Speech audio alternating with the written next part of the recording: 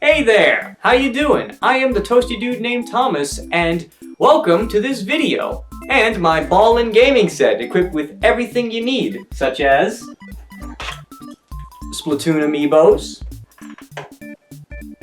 this Switch, this Mario thing that was actually a part of a keychain I had, but it broke, and this random figure I got from Comic-Con once. I don't know what this is, but I really don't know what this is. But you're not here to see any of that, you're here for actual video games. And today's game comes from the big N itself, Nintendo. Man, Nintendo sure has a lot of prestigious franchises, huh? Mario, Zelda, Pokemon, Splatoon, Pikmin, Metroid, so many amazing franchises. Sadly, however, a lot of them often fall to the wayside. I mean, there's just too many to count. F-Zero, Wario Land, Chibi Robo, Kid Icarus, and a few others I can't remember off the top of my head. Oftentimes this has to do with reception or poor sales, but other times it could just be that the series was mishandled. And of all the franchises Nintendo has, none of them have been more mishandled than Star Fox. Star Fox began as a humble flying game on the SNES, which then got the kick-ass sequel on the N64 that's beloved by many. But I never grew up with those games. Most of my exposure to Star Fox was through Super Smash Bros., where my brother would usually kick my ass with Fox. Outside of Smash and a few videos, I never played much of the series. Until recently, when browsing my totally legit game archives, I noticed that I had picked up Star Fox Assault for the Nintendo Gamecube.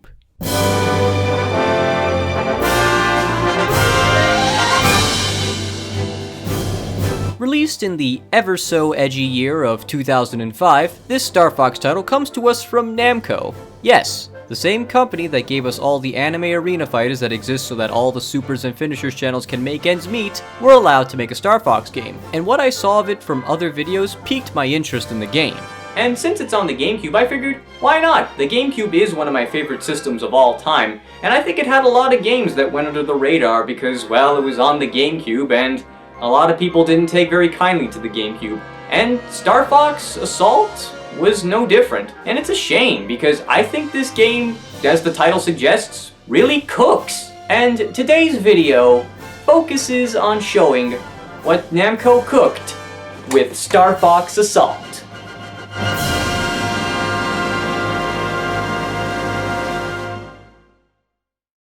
The game starts 9 years after the events of 64, with the Canarian army taking out what remains of Andross's troops, led by his nephew Oinkiny, in an epic space battle filled with terrible voice acting. No quarter! Show these dogs we mean business! The Cornerian fleet has broken through our front lines. They're everywhere. Think you're tough, eh? In that case, it's secret weapon time! Stealth Squadron, open fire! Thankfully, the Star Fox team shows up with Crystal from Star Fox Adventures, now a member of the Star Fox team, and Peppy taking a more mission control role. In the mission briefing by General Pepper, we get to hear more funny voice acting, especially from Falco, who's putting on a Brooklyn accent. The leader of this rebellion is none other than Oinkiny. Okay, I see now. So we're here because... We're here because we gotta put this creep on ice. Or as they say back in my neighborhood, we're here to whack that sorry ape. But yeah, apart from that, the mission for this level is simple. Kill Oinkiny. And mission 1 is basically classic Star Fox. On rails flying, shooting enemies out of your way, and saving your teammates' asses from enemy fire. My gameplay in this first mission should show you how little experience I have with Star Fox, but it didn't take me too long to get a grip of the controls, and soon I was blowing up Andross troops with ease. Not even the stealth bombers stood a chance. Soon, Oinkiny decides to be a little bitch and flee to Fortua, where we deal with a few more of his troops, who I just now noticed while editing this they fall out when blown up, before we face him head on and hear yet more funny voice acting.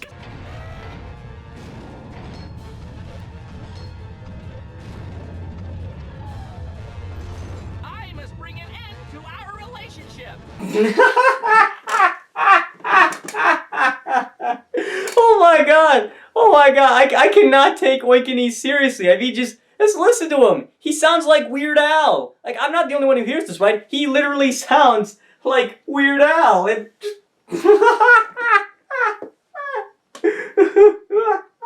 In all seriousness, the voice acting in Assault isn't bad, it's just that a lot of the performances are cheesy as hell, but in a way that gives the game a lot of charm, and we'll be seeing a lot more of it as we go through the campaign. Anyway, time for the fight against Oinkini, who is more or less easy. All you have to do is dodge his hands, shoot when they're open, and he'll go down in a flash. But just as Star Fox is about to finish him off... Uncle Edward! What? Reinforcements? That doesn't look friendly. Such strange thought patterns. No, it can't be. Abaroid, Abaroid, Abaroid. Abaroid? So it turns out Oinkini was just a poser, and the Aparoid is the real stage boss, and it's way scarier and tougher, with all sorts of attacks and requiring you to aim for the wings and then the core once you get rid of them. Thankfully, the Star Fox team take it down without much trouble, but before heading back, Peppy has Fox pick up something known as a core memory from the Aparoid, but soon more Aparoids show up, implying that this is just the beginning. We then get the results screen where we earn a medal for keeping all of our teammates safe. All ships are home. That was awesome, team. Nicely done. I see you haven't lost any moves. So that was the first mission, and honestly, it's a good start. The twist with the Aparoids was quite the surprise, and they did a very good job at showing how scary as they are. And in the briefing for Mission 2, we learned that this isn't the first time the Aparoids attacked. I believe it was about 17 years ago. A whole fleet was destroyed by a sole Aparoid. Oh, we were somehow able to survive that trial, but that was just a taste of what's coming. Beltino then mentions the core memory Fox picked up earlier and says they could know more about the enemy if Fox could get another one. Thankfully, there's an SOS for a convenient Aparoid attack on planet Kyna, so off Star Fox goes to get the core memory. Fox lands on the surface of the planet and soon finds himself trapped with the Aparoids. But little do the Aparoids know, Fox is not trapped in there with them.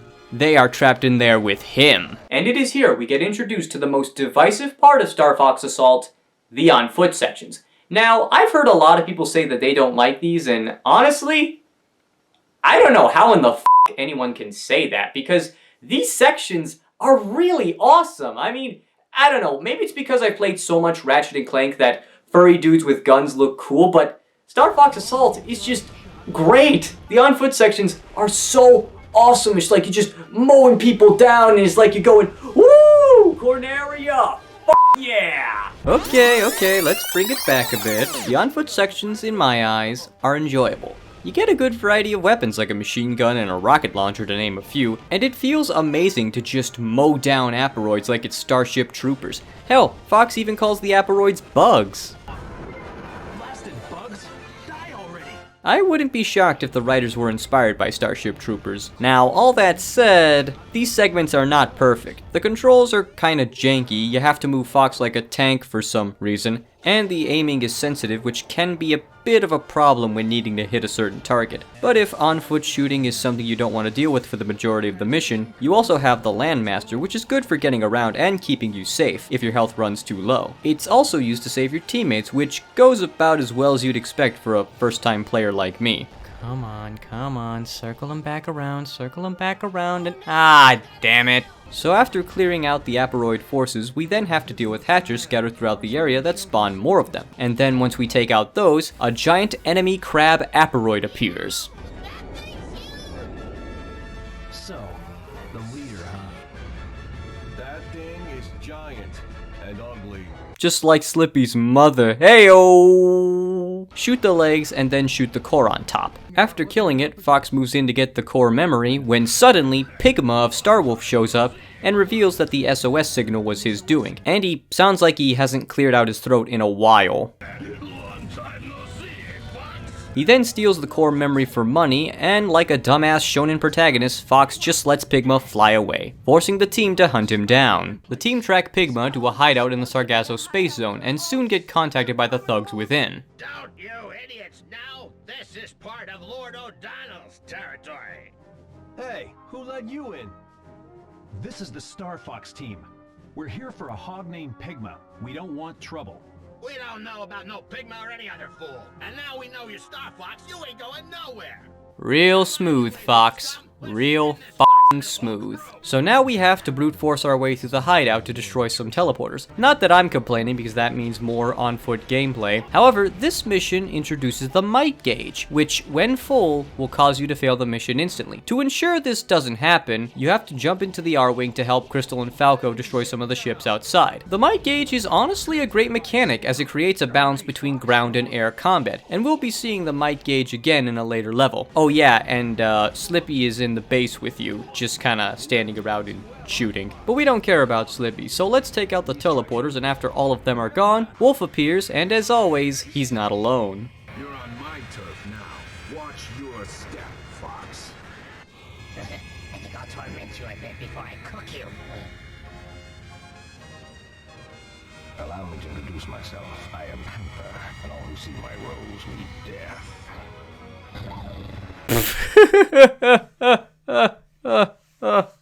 Oh, oh, the performances in this game, I just love how cheesy they are. And I suppose while we're on the subject of voice acting again, here's a little bit of voice actor trivia. Wolf is voiced by Grant Goodeve. For those who don't know, he's the man who voiced the engineer from Team Fortress 2, and learning this as a longtime Valve fan made taking Wolf seriously a bit hard. We're just here for Pigma, okay? Shut your traps and hand him over. Pigma? Don't know anything about Pigma. But there is one thing. I'm owed an apology, and I will have it.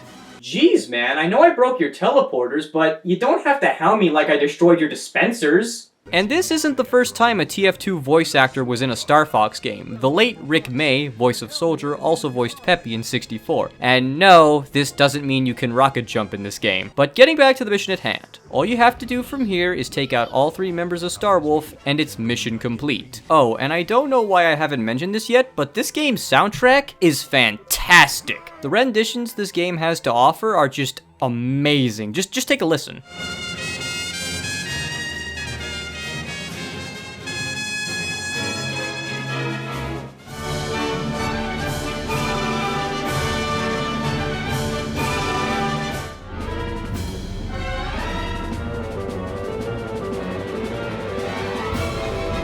Wolf explains that Pigma is no longer part of Star Wolf, but Panther says Pigma is hiding out on Ficina before they leave. Remember this, Fox. Star Wolf will take you down one day. He's still mad about those teleporters, isn't he? The team make their way to Ficina, a cold planet that could not be lived on until the Climate Control Center was built. But the center has been down for a while, most likely because of Pigma. Blizzard keeps up, the planet will once again become barren. I wonder if this is Pigma's work. Could he be laying a trap? Well, considering that Panther told us Pigma went to Ficina, and the fact the Climate Control Center has been down for a while, then it is most certainly a trap by Pigma, methinks. Due to the weather, our wings will be useless, so Fox has to go down to the surface and get the control center back up and running. Upon arriving, Fox discovers a shield around the control center and needs to take out 3 generators to get in. This is accomplished by using the Landmaster, all the while Falco jaws at you for taking your time. Hey, you try dealing with space bugs that want to kill you while trying not to freeze your ass off. Soon, Fox destroys the generators and is able to head to the control center. Once inside, Fox gets the place back in order, but is then ambushed by sentry bots and must now hold out until Falco arrives. Don't even think about dying before I get there. Of course not, but you seem to be taking your sweet ass time getting here, Falco. Eventually, Falco shows up, and Fox just stands on the wing and fires a plasma cannon that he now has all of a sudden. Like, where did he get it? After dealing with some of their admirers, as Falco says, Slippy calls up and discovers that Aporoids have the terrifying ability to control machines, which Pigma says is true. And the one who's pulling the strings is me, Pigma! Jesus, clear out your throat, man! He wakes up an Aporoid-controlled cannon, and you have a limited amount of time to destroy it before it puts the command center out of order for good. But with a few well-placed bombs, the cannon is destroyed. Before the level ends, we see Pigma acting a bit strange. Was I just talking in my sleep? No, I won't turn a profit by obeying them. It's probably nothing. The team soon catch up to Pigma hiding somewhere in the asteroid belt. And Falco is very excited to hunt down Pigma. Ha! You think you found a safe place to run to? You think we're gonna give up and go away? Don't mess with us, Pigma. And so the Star Fox team heads through the asteroid belt in search of Pigma in the second on-rails flying stage. Not a whole lot to say, it's another dose of classic Star Fox gameplay with some meteorites that home in on you, and more asteroid-controlled machines. But things soon take a drastic turn when the team finds Pigma, and I think I'll let this scene speak for itself. Hold it, Fox. Look! Pigma's ship? Fox! Pigma!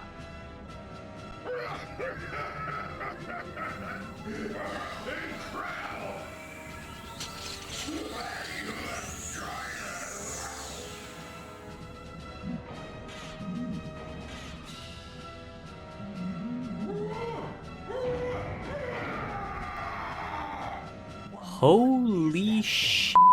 I'm being serious when I say this. This scene was really terrifying. We already knew from the last mission that aperoids can control machines, but organic beings as well, and they confuse them with machines? The aperoids are making the shroobs from Partners in Time look cuddly. As for the boss, all you have to do is destroy the arms and then fire at Pigma's ugly mug when he opens up, and after a few hits, he's done. With the core memory recovered, the location of the aperoid homeworld can be found. That's right, Fox. Indeed, the time to face the Aperoid Queen has come. But before the Star Fox team can go there, Crystal starts to sense cries of agony from Saria, the planet that Star Fox Adventures took place on, which you wouldn't know about unless you read the manual, which has a history section explaining what happens during that game. Crystal and I will head down to the surface. Falco and Slippy, the skies are yours. A mission together at last. Oh, yeah. Mission 6 is another on-foot Hatcher stage, but with the might gauge again. Unlike Mission 3, however, you have much more freedom in how you can take out the Hatchers. R-Wing, Landmaster, guns, you can take out most of the Hatchers however you please. If you're taking them out on foot, there's a cave you can find that has a rocket launcher and some grenades you can use to accidentally hit Crystal with. Hey, stop joking around. There's also this hilarious interaction with Falco and Slippy. Enemies are all yours. Gotcha. Try not to make a mess of things, Slippy. You're never asked, Falco. Seriously. Shut your feet for once. After all the Hatchers are destroyed, Fox and Crystal reunite with Tricky, a dinosaur that helped out Fox back in Adventures, and honestly, this moment put a genuine smile on my face. I'll take care of things here, so you two can come back on your honeymoon. What are you, nuts? We're not yet, Not yet. I mean, this isn't a conversation for children. You said you weren't gonna treat me like a kid anymore. Then stop acting like one. You're just mad because you don't want to talk about it. All right, that's enough, boys. Well, everyone, it looks like it's all hunky-dory for the Star Fox team. Is what I would say, but the team then receive a grim transmission from General Pepper. Everyone, heed closely what I'm about to say. While you were on Saria, a colossal aperoid armada appeared. The majority of the Cornerian defense fleet was decimated. And then contact with Pepper cuts off. With radar jammers in place, Fox heads down to destroy them. Except this time, the mission is purely on foot. You get no Landmaster or R-Wing to use, which is odd considering the previous missions gave you the option to use those machines. And when trying to help your teammates with the sensitive on-foot aiming, it'll be hard for you to save them. Same goes for all the radar jammers. They're up in the sky and you have to wait for their eyes to open. Once again, made hard due to the aiming. All the while, you have to deal with ground forces that can take off chunks of your health. I honestly wish they gave us a Landmaster for this, but they don't for some reason, and this makes Mission 7 one of the less enjoyable on-foot missions. But with some patience, Fox gets all the jammers and quickly heads to the R-Wing, only for it to get blown up by aperoids. And just when it looks like he's next, Wolf comes in to save him.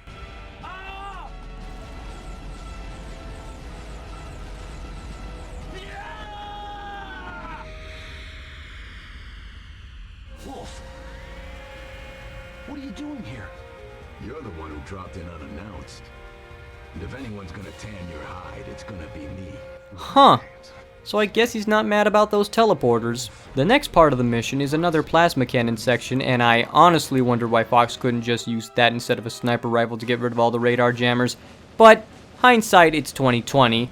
and at least we don't have to run around for a while. Suddenly, Rob picks up an incoming vessel, which reveals itself to be the General's flagship, with Pepper taken over by the Aperoids. And though Fox doesn't want to, he is left no choice but to kill him. The fight against Pepper's flagship is kind of hard, due to you needing to be quick in destroying his attacks, since they can deal a lot of damage, and I lost quite a few lives to this boss. But eventually, I beat him, and as the General falls, Peppy comes in to stop him, even though I'm pretty sure anyone taken over by the Aperoids is a lost cause, but I guess some people can be saved. And as the mission ends, Wolf gives Fox one little piece of advice. Don't hesitate. When the time comes, just act. Not gonna lie, that's pretty good advice. Not just for this game, in general, that's very good advice. After the attack on Corneria, Beltino contacts the team to tell them that the Aperoid homeworld has been found. Wait, you can't go yet. Listen, Dad, we're going and you can't stop us. Yes, I know that, Slippy. But if you go as is, you'll just get killed. Take the self-destruct program. What? Self-destruct program? I have discovered that the Aperoids are vulnerable to apoptosis. Apoptosis, huh? You mean they contain cells that are created for the purpose of self-destruction? Right. Apoptosis is a real thing, by the way. It wasn't just made up for this game. But before the self-destruct program is finished, a wave of Aperoids show up to destroy the orbital gate, which is needed to reach their homeworld. So Star Fox must hold them off. And there is not a whole lot to say about this mission. The missile attack from the Aperoids is a pretty hectic moment, but other than that, I don't have much else to mention other than Leon calling Falco a bird brain, which I can't help but feel is offensive to Falco and his kind.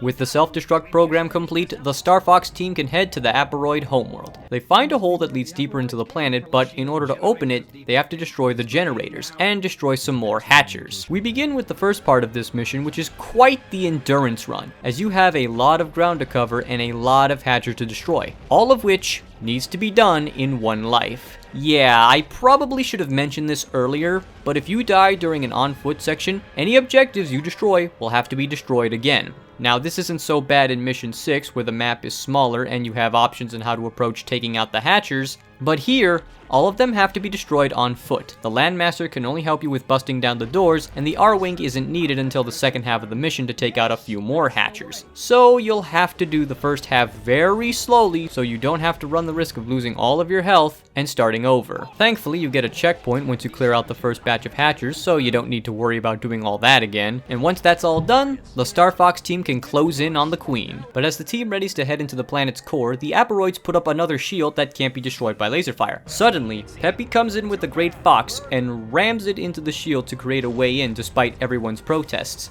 This was quite the out-of-left-field moment, but it does motivate me to defeat the Aperoid Queen, and that's what Mission 10 is. The path to the Queen is quite the trial, with a lot of enemies and obstacles to survive, like barriers that only leave small holes to slip through, and these doors that come towards you instead of to the side. It's also here I found out that you can lose one of your ship's wings if you're not careful, but you can grab an item that repairs it. With Starwolf keeping the minions busy, Star Fox closes in on the Queen. She attempts to trick the team into joining her by using the voices of their fallen allies, even Fox's dad.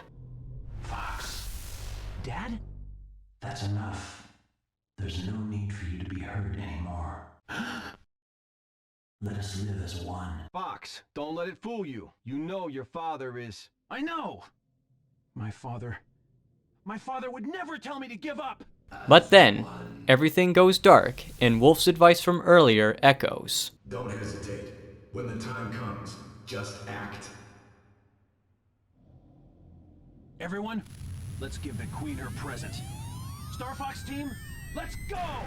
Oh yeah, it's time to destroy the Hive. The battle against the Aperoid Queen has 3 phases. Phase 1 involves destroying the Queen's armor while dodging her ultimate attack, which requires you to quickly get out of the way or be swarmed. Then, once she's given the program, she runs away in an attempt to make an antibody for it, which leads to Phase 2, where you must shoot to close 4 pink eyes to make the Queen come out. All the while, you have to avoid her attacks, one of which involves her shooting her children out, and also a bunch of lightning. And then Phase 3, which despite having easier attacks to dodge, still had my heart racing, and with a well-placed shot, the Queen is no more and the Lilat system is safe once again. She tried to bypass evolution by stealing souls, but you have to be born with one. All ships, evacuate at maximum velocity.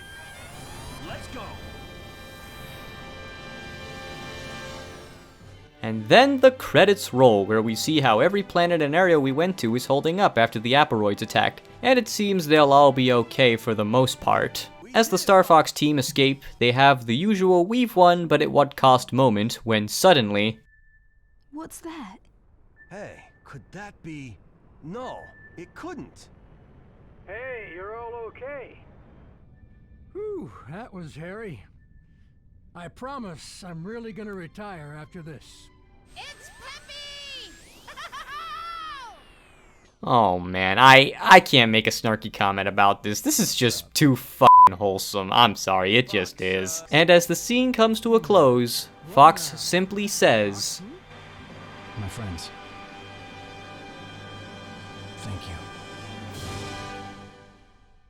From here, you unlock a survival mode where you have to clear the game without saving, which sounds like a lame reward, but you also have a multiplayer mode which allows you to play as the other Star Fox members with a wide selection of modes, and some maps you can unlock just by playing the main campaign. And you can also unlock more stuff just by playing the multiplayer. No DLC or microtransactions needed. You can even unlock Peppy and Wolf by doing the things listed here. Or, you know, you could just use a few action replay codes. I mean, hey, no shame in cheating. You can also unlock the Namco shooter Xavius by getting all the silver badges, which I sadly got none of, unfortunately, since you need to hit a target score for them. But it is a cool little bonus, though. And that was Star Fox Assault, a terrific mix of classic Star Fox gameplay with some really fun on-foot sections that a lot of people didn't like, and I can definitely understand why. While the on-foot sections are not perfect, and the lack of balance between the gameplay styles and only 3 missions being classic Star Fox might turn some folks away, for what it is, Assault is a terrific game that laid out a great foundation Namco could have built off of. But, and I can only assume the reasoning, with the game selling only 899,000 copies, Nintendo chose not to make a proper sequel to Assault and released Command a year later, which sold less than Assault, making Star Fox go on hiatus until 2011, where the 3DS remake allowed the series to rebound, and then Star Fox Zero in 2016, which could have been okay if it wasn't on the dead-as-f*** Wii U, which goes to show how little of a clue Nintendo had on how to handle Star Fox, and it's a damn shame it had to be this way. But I mean, hey, the Switch 2 is on the horizon, and maybe, just maybe, Star Fox will make the proper comeback it deserves. Until then, however, we can only look at Star Fox Assault and wonder what could have been. Or, you know, they could just do 64 again.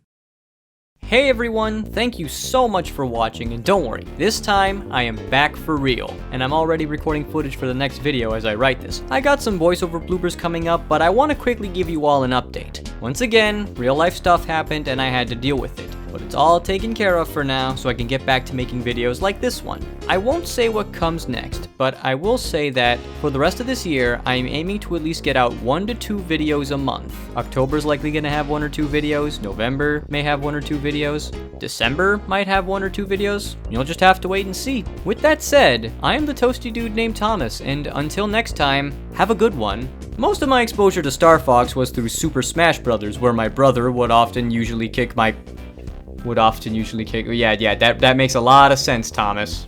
But then, everything goes dark, and Wolf's... I hit my, God damn it, I hit my f***ing... I hit my filter.